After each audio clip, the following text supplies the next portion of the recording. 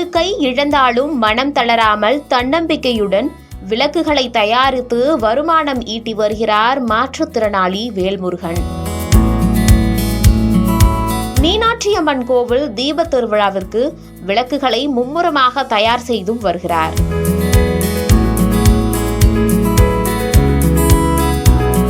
மதுரை பறவை power house பகுதியை சேர்ந்தவர் மாற்றுத்திறனாளி வேல்முருகன். இவருக்கு திருமணமாகி ஒரு மகள் உள்ளனர். இவர் தனியார் கல்லூரியில் பிகாம் படித்து முடித்துவிட்டு 2017ஆம் ஆண்டு கோச்சடையில் உள்ள தனியார் ஆலை ஒன்றில் வேலை பார்த்துள்ளார்.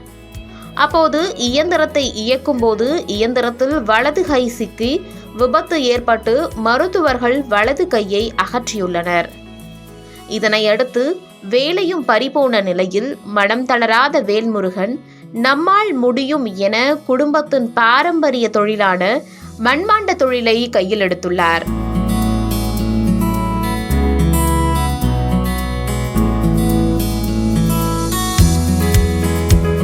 மாற்றுத்திறனாளியான தன்னாலும் மற்றவர்களைப் போல வாழ்ந்து காட்ட முடியும் என அனைவருக்கும் நம்பிக்கை விதைப்பவராய் வலம் வருகிறார்.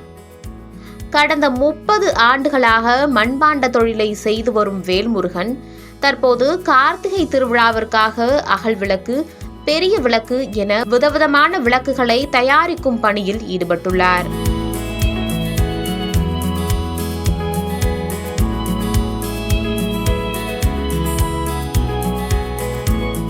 மதுரை மீனாட்சியம்மன் கோவிலில் திருக்கார்த்திகை தீப திருவிழாவையொட்டி கோவில் முழுவதும் 1,00,000 விளக்குகள் ஏற்றப்படும். இந்நிலையில் அதனை உபயதாரர்கள் தங்கள் செலவில் வழங்குவார்கள். உபயதாரர் ஒருவர் வேல்முருகன் மூலம் 4000 விளக்குகளை செய்து அதனை கோவிலுக்கு வழங்கி வருகிறார்.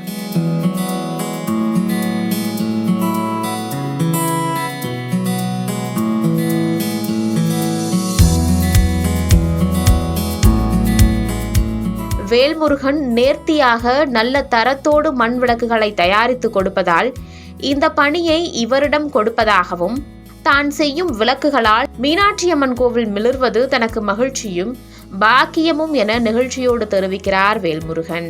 ஏன்னா உண்மையை சொல்றேன், நான் உண்மையிலேயே இந்த ஒத்த கையில சாமிக்கு நான் செய்யறது அந்த பரிமுலான்ற அம்மாவுக்கு நான் இந்த நேரத்தில் நன்றி சொல்லிக்கிறேன். அவங்க இப்போ யார்ட்டையும் செய்யுங்கன்னு சொல்லலாம், இல்லைண்ணே நீங்கள் அவங்க ஒர்க்கு எனக்கு பிடிச்சிருக்கு, நீங்கள் சொன்னப்போ கூட இல்லைம்மா நான் முடியாதுன்னு தான் சொன்னேன். ஏன்னா இந்த அம்மனுக்கு நீங்கள் செய்கிற தொண்டுமானே நீங்கள் கண்டிப்பாக செய்யுங்கண்ணே அப்படின்னு அவங்க அது ஒரு என்கரேஜ் தான்.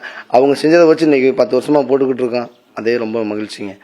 முன்பு போல் மண்பாண்ட தொழிலை சுலபமாக செய்ய முடியவில்லை எனவும், தரமான மணல் கிடைக்கவில்லை எனவும், அரசு உரிய உதவிகளை செய்ய வேண்டும் எனவும் வேல்முருகன் கோரிக்கை விடுக்கிறார். இப்போ என்ன இந்த வருஷம்லாம் இந்த மண் இப்போ அடிக்கிறது கொஞ்சம் பிரச்சனையாகி போயிருக்கு. இந்த மண்ணை இந்த வட்டம் அடிச்சது கட்டக்குளத்தில் அடித்தா எங்களுக்கு மாதிரிக்கு எனக்குள்ள உள்ளவங்க இங்கே தான் அடிக்கிருந்தாங்க.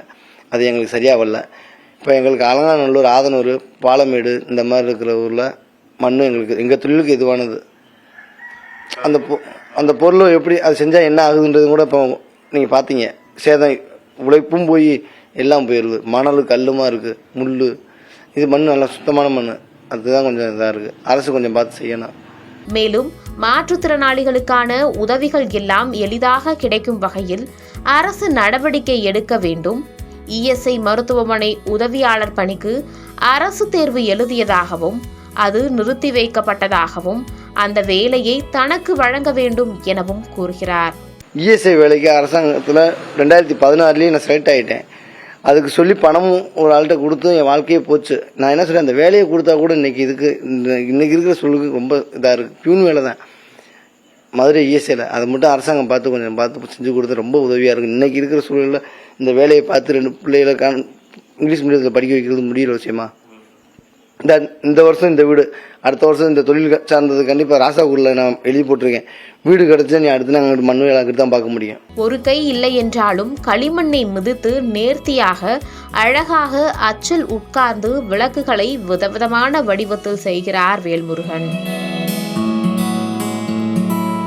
ஓரளவு இதன் மூலம் வருமானத்தை ஈட்டினாலும் தனக்கு படிப்புக்கேற்ற அரசு வேலை வழங்க வேண்டும் எனவும் கோரிக்கை விடுக்கிறார்.